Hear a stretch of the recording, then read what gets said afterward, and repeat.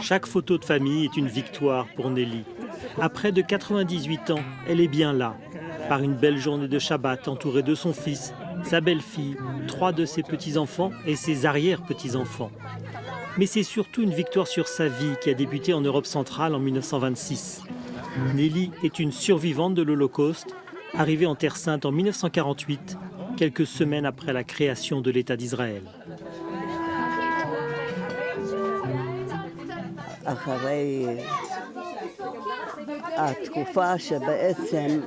J'ai réussi à fonder une famille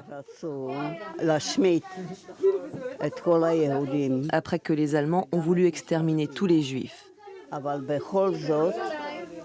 Mais ils n'ont pas réussi. Et on continue.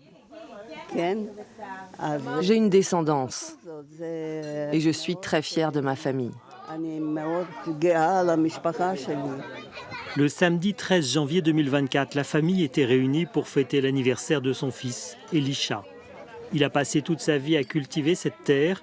Il a fait la guerre du Kippour en 1973. Alors l'attaque du Hamas le 7 octobre 2023 ne l'arrêtera pas dans ses convictions. Moi, je dis que tout va bien pour moi. On va s'en sortir, on n'a pas d'autre choix. Moi, je continue d'avancer. On va essayer de s'en remettre, mais pour moi, personnellement, ça va. Shani est l'aînée des 4 enfants d'Elisha et Rachel. Elle aussi a décidé de rester vivre aux côtés de ses parents et de sa grand-mère dans ce kibboutz de Dorot. Mais Dorot est tout près de la bande de Gaza. On y entend les combats et Shani, mère de 3 enfants, se demande s'ils pourront continuer à y vivre. Est-ce que l'on va rester? On ne sait pas, c'est difficile à dire. C'est difficile de dire ce que l'avenir nous réserve ici, dans cette région. Le 7 octobre a laissé des questions ouvertes pour beaucoup de monde. En ce qui me concerne, il y a la question de l'éducation des enfants, des services. Est-ce que l'État va réinvestir ici? On ne sait pas à quel point le pays va s'impliquer dans cette région. Mais c'est évident qu'on ne peut pas revenir au 6 octobre. Il faut que cela change. Ils vivent ici dans une bulle.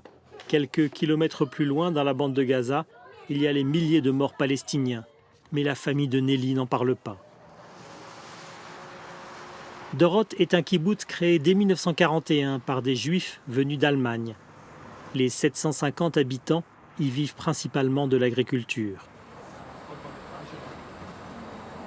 Dorot est situé dans le sud d'Israël, à moins de 10 kilomètres de la bande de Gaza. Le 7 octobre, le Hamas n'est pas arrivé jusqu'à Dorot. Ce sont les kibboutz les plus proches du territoire palestinien qui ont été attaqués. Les terroristes sont arrivés par les champs, détruisant les clôtures, par les airs avec des ULM et par la mer.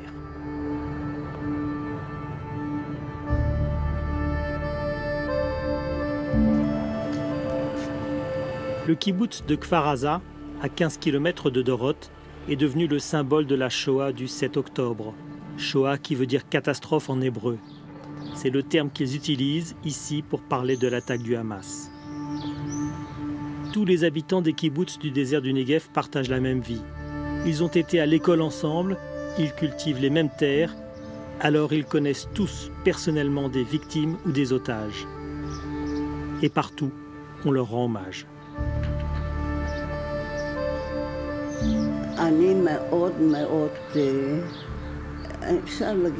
On peut dire que je suis vraiment déprimée. C'est très dur.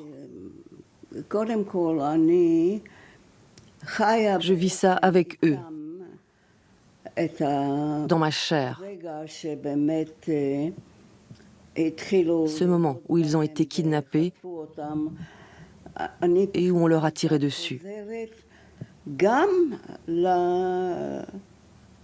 me renvoie au camp d'extermination où j'étais. Je ressens vraiment avec eux la même chose. C'est aussi une Shoah.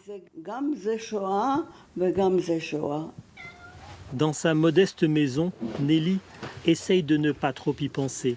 Mais pour elle, l'histoire se répète.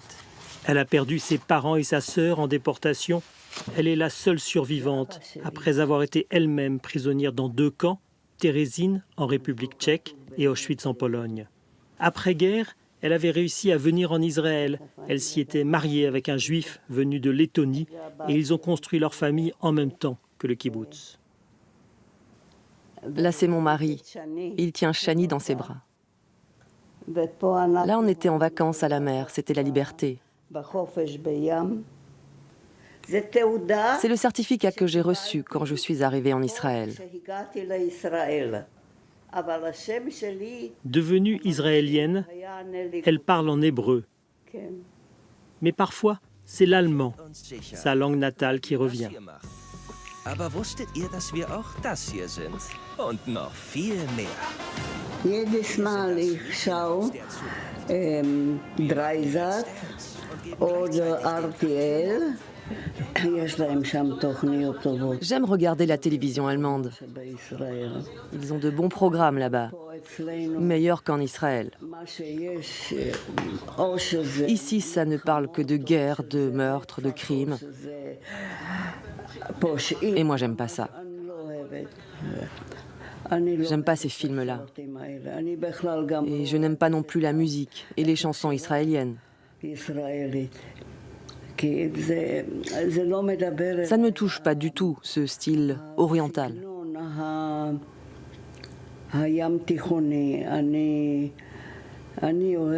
Moi, j'aime par exemple la musique allemande ou celle du Tyrol. Les chansons anglaises aussi.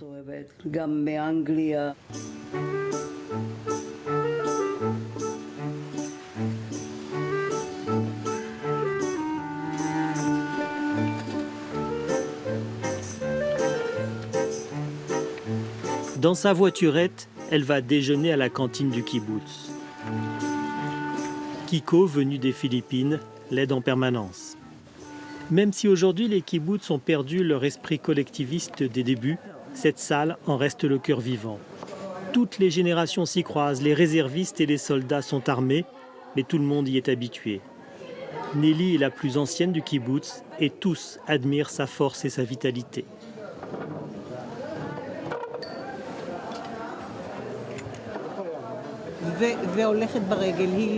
Elle ne renonce jamais. Elle ne se laisse pas aller. Et je fais de l'exercice 2 fois par jour. Oui, elle est une femme très positive.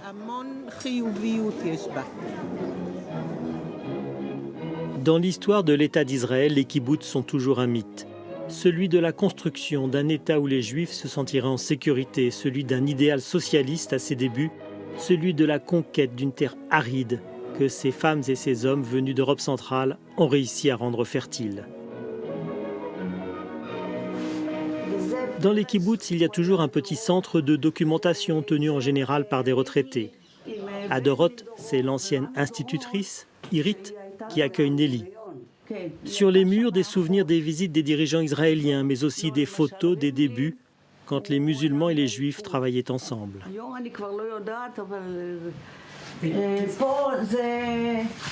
Là, vous avez des habitants de Dorot qui portaient des vêtements arabes. Ils se rencontraient, ils entretenaient de très bonnes relations avec les Arabes qui vivaient au village de Houj. Houj, c'est le nom du village arabe qui était ici avant le kibbutz. En 1948, il y a eu la première guerre israélo-arabe. Les Palestiniens ont été expulsés vers Gaza et le village de Houj a été rasé. Il se dit que les habitants de Dorot avaient protesté auprès de David Ben Gourion, le premier dirigeant israélien, mais cela n'a servi à rien et les Palestiniens ont subi ce qu'ils appellent encore aujourd'hui la Nakba, le désastre, l'exode.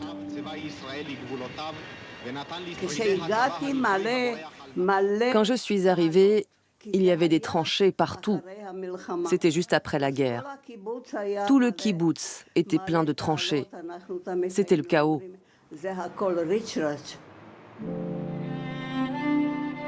À l'époque, ce kibbutz était le plus au sud d'Israël. Il y en a eu d'autres plus tard, encore plus proches de la bande de Gaza. Ce sont les kibbutz qui ont été attaqués le 7 octobre.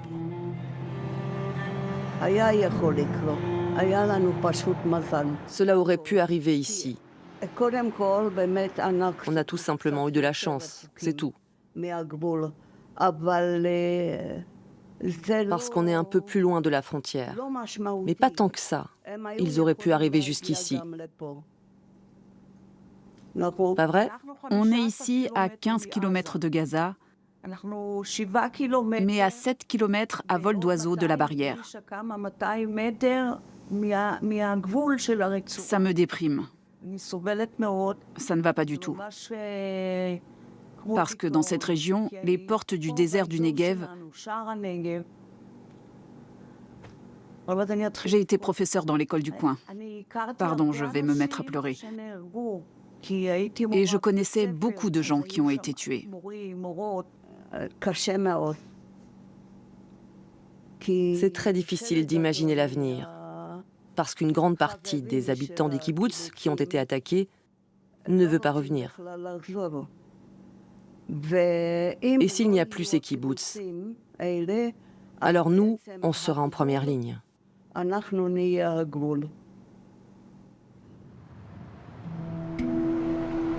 Nelly est inquiète, car elle sait que depuis le 7 octobre, les kibboutz attaqués par le Hamas sont déserts. Leurs habitants ont été évacués, relogés dans des hôtels plus au nord, notamment à Tel Aviv. Les habitants de Dorot ont tous été déplacés après l'attaque, Nelly également. Ils viennent seulement d'être autorisés à revenir.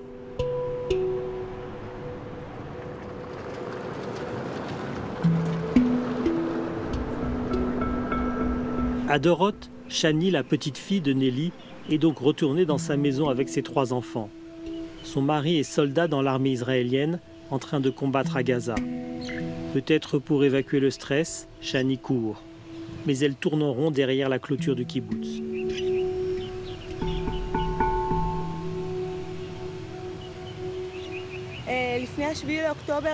Avant le 7 octobre, il n'y avait pas de clôture et on pouvait aller se promener en forêt. C'est notre vie en Israël. On aimerait bien vivre comme en Europe, mais on n'a pas le choix. On a des ennemis qui veulent nous tuer. Et il y a partout ces petits abris à moins de 30 secondes de chaque maison pour se protéger des tirs de roquettes. Les chantiers des maisons sont à l'arrêt. Les ouvriers étaient des Palestiniens qui venaient tous les jours de la bande de Gaza. Cette maison est comme ça depuis le 7 octobre. La construction a été interrompue parce qu'ils ne peuvent plus venir. Mais je ne crois pas qu'Israël a encore besoin des ouvriers palestiniens. On peut s'organiser pour amener ici des travailleurs qui viennent d'ailleurs. Il faut juste s'organiser. Et j'espère qu'Israël s'organise déjà pour en faire venir d'autres pays. Parce qu'on a vu que quand on leur donnait du travail, qu'on leur assurait des revenus, qu'on faisait en sorte que tout se passe bien, malgré tout ça, ils ont essayé de nous tuer. Alors, comment les laisser à nouveau entrer ? Dans la maison de Shani, Nelly est entourée de ses 3 arrière-petits-enfants, âgés de 10 à 18 ans. Ils connaissent le parcours de leur arrière-grand-mère, mais ils ne se souviennent plus du reportage que nous avions filmé en 2017 avec Nelly, Elisha, son fils, et Shani, lorsqu'ils étaient allés en République tchèque, dans sa ville natale de Patzov. C'est une histoire cachée derrière la porte du cimetière, celle des Juifs de Bohême. Une histoire que Pavel Tichtel, fonctionnaire à la Commission européenne, veut faire revivre avec Nelly, 91 ans, ultime témoin. Je ne connaissais pas personnellement ces gens. Mais c'est comme si je rendais visite à mes grands-parents. Ils font partie de ma vie. Elle vit depuis 1948 dans un kibboutz en Israël, d'où elle est venue avec son fils et sa petite fille. Nelly était déjà revenue à Patzov dans les années 90, mais personne ne lui avait dit que la synagogue était encore debout. Elle revoit pour la première fois ce lieu si symbolique pour sa famille. Parce que son père en était le rabbin. La synagogue avait été transformée en garage, mais maintenant elle a été rénovée. Ils l'ont rachetée depuis et rénovée. C'est vraiment très triste, oui.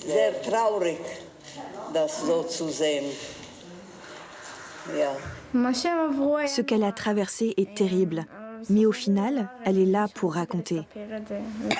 Ma mamie est impressionnante. C'est une héroïne. Elle est admirable. Que les nazis l'aient prise et enfermée au ghetto, ce n'était pas bien. Il ne fallait pas qu'ils la prennent. C'est très important pour moi qu'ils connaissent son histoire. Depuis qu'ils sont tout petits, ils l'ont entendue. Lorsqu'ils étaient à l'école primaire, elle venait dans les classes pour la leur raconter à l'occasion de la journée de la Shoah. Et elle leur montrait le numéro tatoué sur son bras. Elle leur montrait une étoile jaune. C'était adapté à leur âge. Il faut que les enfants sachent ce qui est arrivé à notre peuple. C'était là. On le devine encore un petit peu.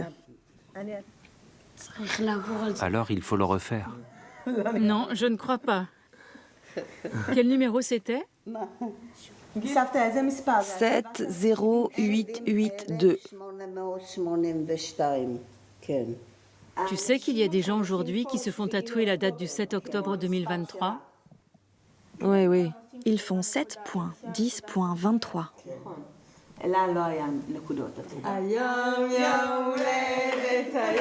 Elisha arrive, le fils de Nelly et le père de Shani, à 71 ans aujourd'hui. Les 3 générations discutent de la situation.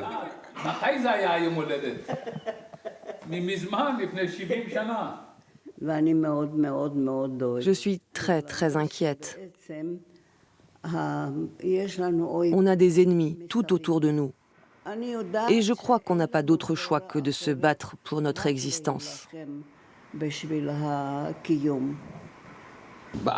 le passé, nous pensions que nous pouvions faire la paix avec les Arabes.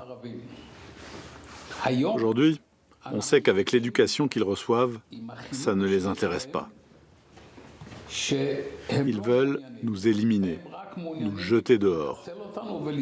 Les extrémistes, c'est toujours le problème. Et les extrémistes sont un problème dans les 2 camps.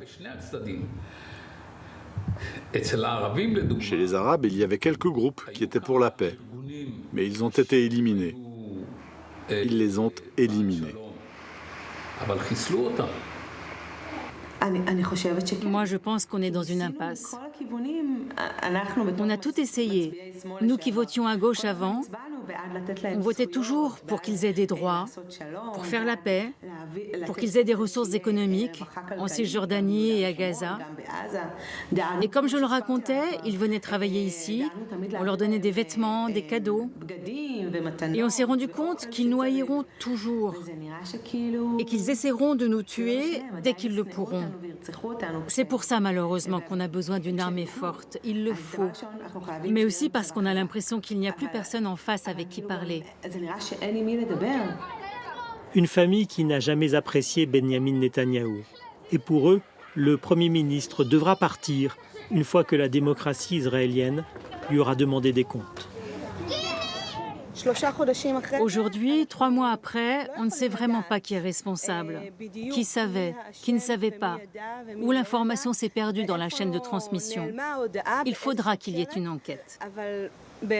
Mais le sentiment dominant est celui d'un échec de nos services de renseignement et peut-être aussi de notre gouvernement qui a transféré tellement d'argent au Hamas en pensant qu'ils allaient l'utiliser pour construire une économie.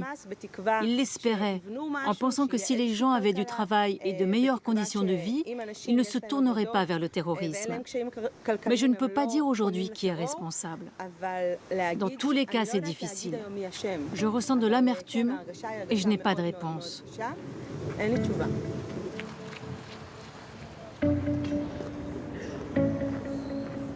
Dans la famille, il y en a un qui apporte une réponse différente. C'est le frère de Shani, le fils d'Elisha.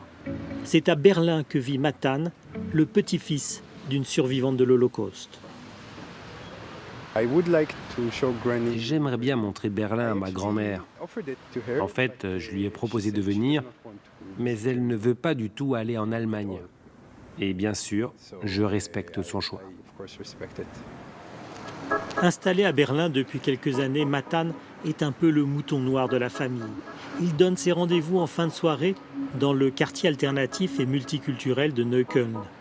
Mathématicien, il passe ses nuits devant son écran et dort en journée dans son appartement dénudé.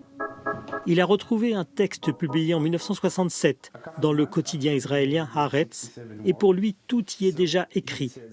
Si Israël poursuit l'occupation des territoires palestiniens, cela fera de nous un peuple de criminels.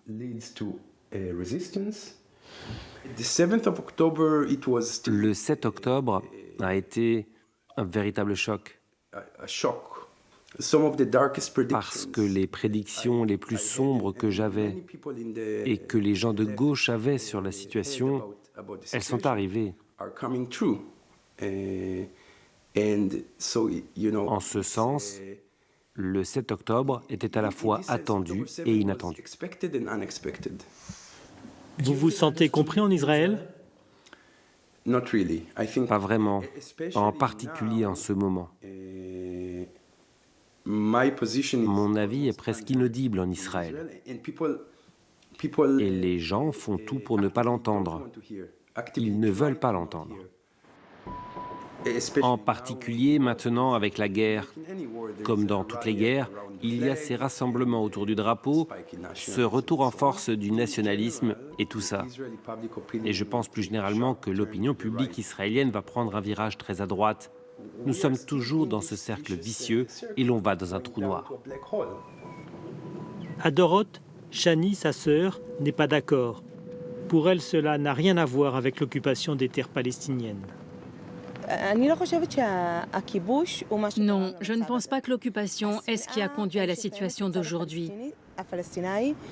à la haine que ressentent les Palestiniens, pas seulement à Gaza, mais aussi en Cisjordanie. C'est une haine contre le peuple juif, quoi que l'on fasse. Je tiens à dire qu'en aucun cas, l'occupation ne justifie le terrible massacre qui a été perpétré. Peu importe ce qu'Israël fait, une telle violence, un tel génocide n'est en aucun cas justifiable. L'occupation n'a rien à voir avec ça.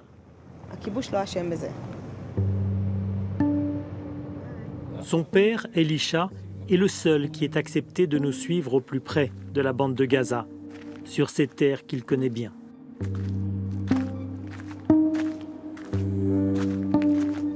Il faut faire attention,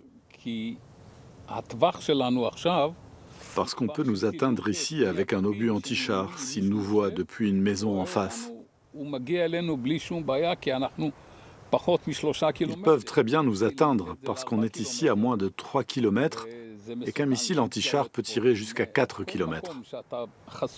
Alors c'est toujours dangereux d'être à vue de la bande de Gaza. Lui qui a toujours été un partisan de la paix ne veut pas entendre parler d'une solution possible et encore moins de 2 États.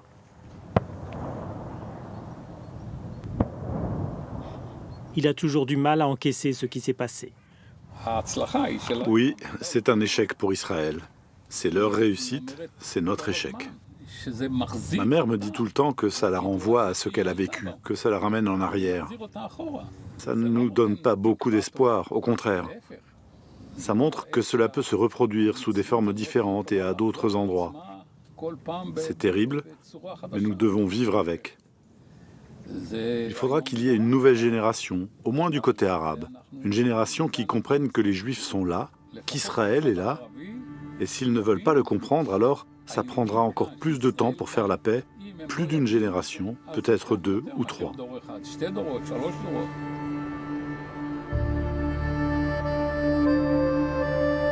À Dorot, 4 générations sont encore sous le choc. Nelly, son fils, ses petits-enfants et ses arrière-petits-enfants sont pris dans l'engrenage de la guerre. En hébreu, Dorot veut dire génération.